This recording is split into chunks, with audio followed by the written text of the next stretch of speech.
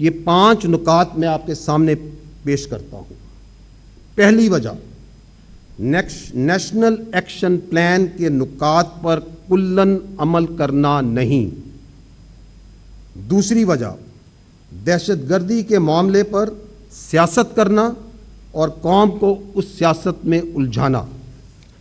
تیسری وجہ، بھارت کا افغانستان کو پاکستان کے خلاف دہشت گردی کے لیے بیس آف آپریشنز کے طور پر استعمال کرنا۔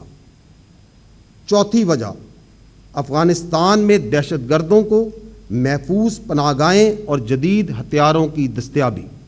میں آپ کے سامنے ایک نمبر رکھتا ہوں، صرف 2024 اور 25 میں جو افغانی پاکستان کے اندر دہشت گردی کے واقعات میں مجہنم واصل کیے گئے، ان کی صرف تعداد 161 بنتی ہے، اور اس کے علاوہ جو افغانستان کے بارڈر سے دخل اندازی کرتے ہوئے جو خارجی وہاں پہ مارے گئے، ان کی تعداد 135 بنتی ہے۔